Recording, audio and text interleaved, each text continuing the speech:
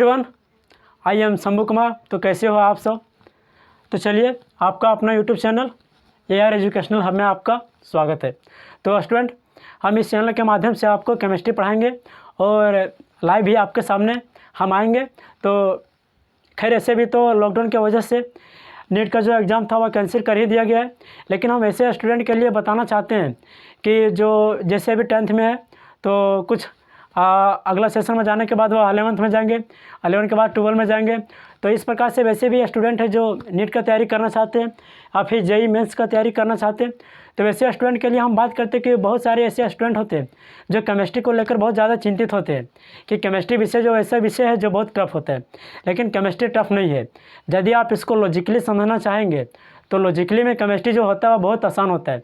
यदि हम बात करना चाहते हैं कि नीट में जो नंबर उठाने का सबसे आसान तरीका होता है, तो सबसे आसान होता है, पहला बायो होता है, दूसरा केमिस्ट्री और तीसरा में क्या आता है, फिजिक्स आता है। तो केमिस्ट्री का यदि हम बात करना चाहेंगे तो केमिस्ट्री में जितना भी सारा क्वेश्चन रहता है उसमें नीट में वह क्या रहता है, लॉजिकली रहता है। और हम आपको लॉजिकली के द्वारा यानी कि पूरा छोटा से छोटा जानकारी को लेकर के, छोटे से छोटे जानकारी से लेकर के बड़े बड़े जानकारियाँ तक हम केमिस्ट्री में आपको बताएंगे। इस किसके द्वारा, AR एजुकेशनल हब के द्वारा। तो इसमें आपको जो अभिषेक सर है वह तो बायोलॉजी आपको पढ़ा ही रहे हैं फ़िलहाल के लिए।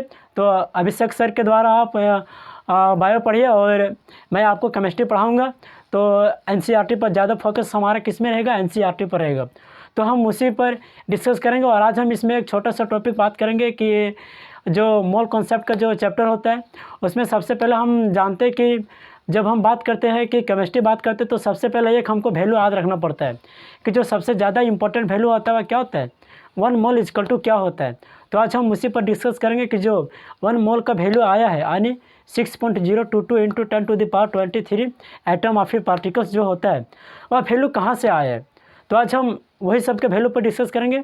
लेकिन केमिस्ट्री सब्जेक्ट जो होता है वह लॉजिकली बहुत आसान ही होता है, क्योंकि यदि आप उसको लॉजिकली समझना चाहेंगे तो आपके लिए बहुत ज़्यादा इजी हो जाएगा। और हम एक बात और भी बता देना चाहते हैं कि जो केमिस्ट्री में, इनऑर्गेनिक केमिस्ट्री में यदि हम बात करना चाहते हैं तो यदि आप केमिकल बॉन्डिंग और पीरियोडिक टेबल को अच्छी तरह से पढ़ लेते हैं, पूरा केमिकल बॉन्डिंग और पूरा पीरियोडिक टेबल यदि पढ़ लेते हैं तो आपका लगभग 95% जो केमिस्ट्री होता है वह कहीं वहीं पर समाप्त हो जाता है। क्योंकि जितना भी सारा क्वेश्चन रहता है, लगभग नीट में जितना भी सारा क्वेश्चन पूछा आता है वह लगभग बेसिस किस पर रहता है, यानी पीरियोडिक टेबल और केमिकल बॉन्डिंग के आधार पर बहुत सारा क्वेश्चन ऐसे रहते हैं जो लॉजिकली आप देखते हैं उसको आप तुरंत हवा की तरह सॉल्व कर सकते हैं। तो आज हम उसी को लेकर बात करेंगे।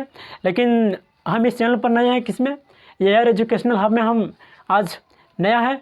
तो आज हम इसमें कुछ थोड़ा सा इन्फॉर्मेशन देंगे वही मोल के बारे में कि जो 1 मोल का वैल्यू होता है अवोगाड्रो नंबर, तो उसका डिस्कस करेंगे थोड़ा बहुत। और यदि आप हमारा खुद अपना चैनल में पढ़ना चाहते हैं तो उसमें आप वेलकम केमिस्ट्री में ज्वाइन हो सकते हैं। किसमें, वेलकम केमिस्ट्री, वेलकम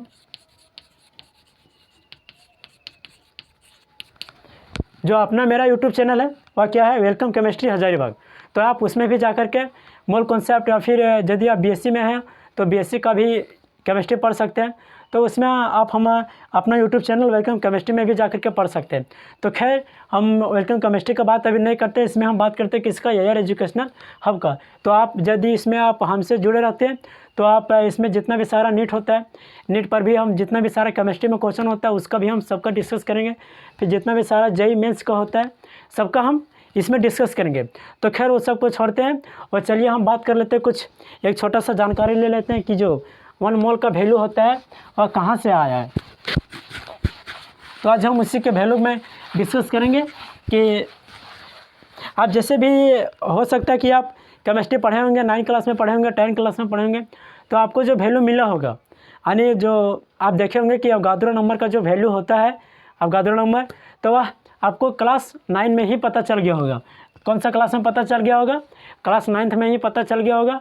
और यदि हम केमिस्ट्री का बात करते हैं तो उसमें जो वैल्यू होता है, अब वैल्यू आपको याद रखना, अवोगाड्रो संख्या का जो वैल्यू होता है वह बहुत ज़्यादा जानकारी होता है, यानी बहुत ज़्यादा इंपॉर्टेंट होता है। तो इसमें हम बात करते हैं कि जो होता है 1 मोल इक्वल टू कितना होता है। अब बहुत सारे ऐसे स्टूडेंट होंगे तो कमेंट करके आप तुरंत बता सकते हैं कि 1 मोल इक्वल टू कितना होता है। तो जो वैल्यू होता है वह होता है 6.022 इंटू 10⁻23 एटम्स। आप यहाँ पर एटम के स्थान पर क्या लिख सकते हैं, पार्टिकल्स भी लिख सकते हैं, तो इसमें आपको कोई दिक्कत नहीं है। इसमें हम छोटा सा जानकारी इसलिए बता दिए कि आप इस चैनल पर नए होंगे या फिर हम तो इस चैनल पर नए हैं, तो इसीलिए हमने थोड़ा सा इसमें आज डिस्कस करेंगे। और यदि आप चाहते हैं तो आप इसमें कमेंट करके बता सकते हैं कि आप कौन सा चैप्टर पढ़ना पसंद करते हैं। हम केमिस्ट्री में वही चैप्टर स्टार्ट करेंगे, और नहीं तो हम यदि अपने से स्टार्ट करेंगे तो एक चैप्टर तो कोई शुरू से लेकर तो स्टार्ट करना ही पड़ेगा, क्योंकि जो AR एजुकेशनल हब है वह तो इसमें हम नया ही है, तो इसमें हम लेकर पढ़ाएंगे। तो बात कर लेते हैं कि जो 1 मोल बराबर क्या होता है, इक्वल टू 6.022 इंटू 10⁻23 एटम्स। तो इसमें अब हम बात करेंगे लॉजिकली, यदि हम समझना चाहेंगे तो वैल्यू हमको याद रखना नहीं पड़ेगा।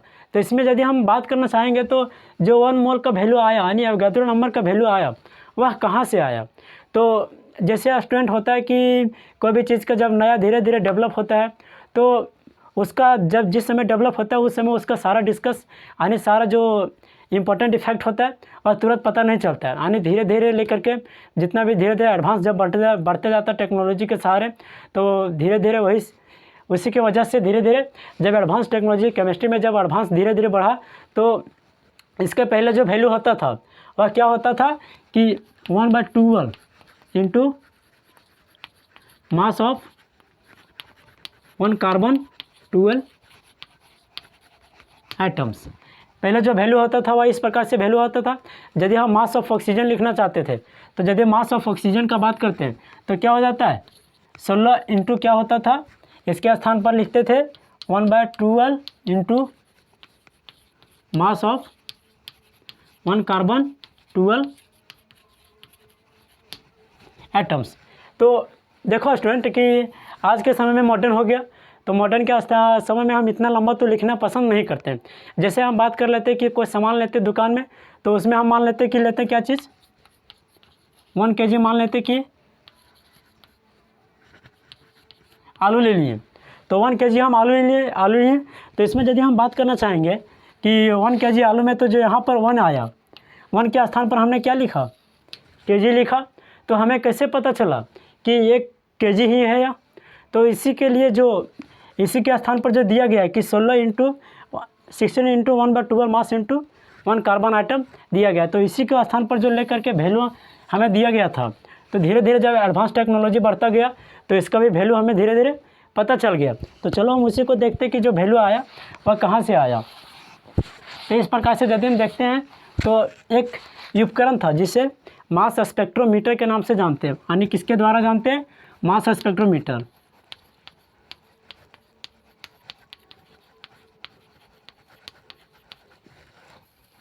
मास स्पेक्ट्रोमीटर क्या चीज़ है, कोई उपकरण होगा, यानी उस समय में जिस समय ज़्यादा एडवांस टेक्नोलॉजी या फिर केमिस्ट्री में ज़्यादा एडवांस खोज नहीं हुआ था, उस समय जब मास स्पेक्ट्रोमीटर के द्वारा देखा गया तो जो होता था कि मास ऑफ 1 कार्बन 12 एटम्स। हो सकता है कि इस जो टॉपिक हम बता रहे हैं वहाँ 20 से बता रहे हैं, क्योंकि इसके पहले बहुत सारा थ्योरी पढ़ना है, तो हमने थोड़ा सा इसको ही लिया क्योंकि समय कम होने के कारण यदि हम इसको डिटेल में बताते तो वीडियो का जो होता है वो बहुत ज़्यादा लंबा हो जाता। तो इस तरह से अच्छा फ़िलहाल अभी इंफॉर्मेशन के लिए अच्छा नहीं होता, तो इसीलिए हम छोटा सा डिस्कस टॉपिक लिए कि इसका वैल्यू हम बता देते कि कहाँ से आया, तो वह अच्छा होता। तो जो वैल्यू होता था कि मास ऑफ 1 कार्बन 12 एटम, वह कितना आया, किसके द्वारा देखा गया, मास स्पेक्ट्रोमीटर के द्वारा। तो 1.992648 इंटू 10⁻⁻23 ग्राम क्या आया था कि मास ऑफ 1 कार्बन 12 एटम बराबर 1.992648 इंटू 10⁻⁻23 ग्राम। और किसके द्वारा आया था, यानी मास ऑफ 1 कार्बन 12 एटम के लिए द्वारा। तो जो यह वैल्यू आया क्या चीज़ 1.992648 इंटू 10⁻⁻23 ग्राम बराबर क्या हो गया 1 एटम। क्या हो गया, यहाँ वैल्यू जो आया वह किसके लिए आया, 1 एटम्स के लिए आया।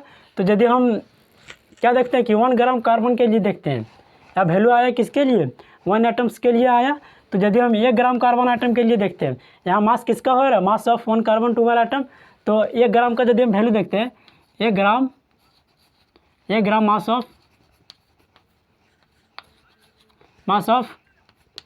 कार्बन 12 आइटम,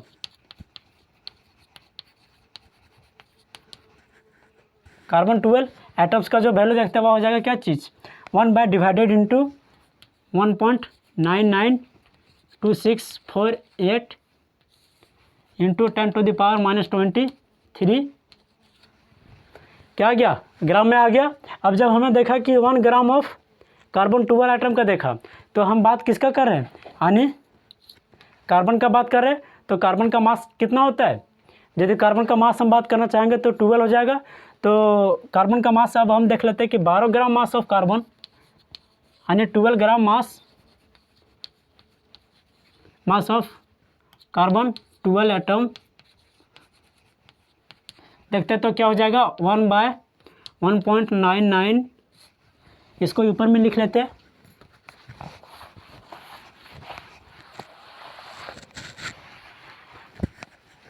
कि 12 gram mass of 1 carbon 12 atoms equal to 1 by 1.992648 into 10⁻23 gram into क्या हो जाएगा, 12 इसमें मल्टीप्लाई हो जाएगा। अब जब 12 इसमें मल्टीप्लाई हो जाएगा तो इस प्रकार से यदि हम इसको सॉल्व करना चाहेंगे तो हो जाएगा 12 इंटू 1.992648 इंटू जब हम इसको ऊपर करेंगे, यानी नीचे से जब उसको ऊपर करेंगे तो किस में आ जाएगा, 10⁻23 ग्राम, इस प्रकार से आएगा। अब जब हम इसको डिवाइड करेंगे तो जो लास्ट फाइनल आंसर हो जाएगा, क्या करने के बाद, डिवाइड करने के बाद जो फाइनल आंसर आता है वह क्या चीज़ हो जाता है, 6.022 इंटू 10⁻23 ग्राम। वह किस में आ गया, अब गैड्रो नंबर में आ गया। तो बस इसी प्रकार से जिसने हम निकाला कि सबसे पहले मास ऑफ 1 कार्बन 12 आइटम का लिया, तो उसका जो मास आया था, वैल्यू आया था, वह कितना आया, 1.992648 इंटू 10⁻23 ग्राम। जब हमने बात किया कि इतना बराबर क्या आया, 1 आइटम आया। अब 1 आइटम को जब हम मल्टीप्लाई करते हैं, यानी सॉल्व करते हैं आगे, तो इस प्रकार से आता है। इसके बाद यदि हम 12 इंटू 12 ग्राम मास ऑफ किसका लेते हैं, कार्बन का लेते हैं, तो इस प्रकार से जब हम इसको सॉल्व करते हैं तो यहाँ पर जो फाइनल आंसर आता है वह क्या आ जाता है, 6.022 इंटू 10⁻23। अब इसी को हम क्या कहते हैं, इसी को हम 1 मोल कहते हैं, इक्वल टू 6.022 इंटू 10⁻23 पार्टिकल्स। इस प्रकार से वैल्यू हमें पता चल गया कि बहुत सारे ऐसे स्टूडेंट होते जो इसको पता ही नहीं रहता है कि जो वैल्यू आता है वह अब गैड्रो नंबर का वह वैल्यू कहाँ से आया। तो इसीलिए हमने इसको समझाना, बताना, जानकारी समझा। तो यदि आप हमसे खुद पढ़ना चाहते हैं तो आप मेरे पर्सनल चैनल जो है कैच वेलकम केमिस्ट्री के नाम से, तो आप उसमें भी ज्वाइन हो सकते हैं और सब्सक्राइब कीजिए, लाइक कीजिए और एआर एजुकेशनल हब में भी आप जुड़े रहिए। वहाँ पर भी आपको नीट के जितना भी सारा क्वेश्चन होता है, बायो से लेकर के फिजिक्स केमिस्ट्री तक, तो सबका वहाँ पर डिस्कस कराया जाएगा। तो इस प्रकार से आप हमारे चैनल के साथ जुड़े रहें, एआर एजुकेशनल और वेलकम केमिस्ट्री के साथ बने रहें।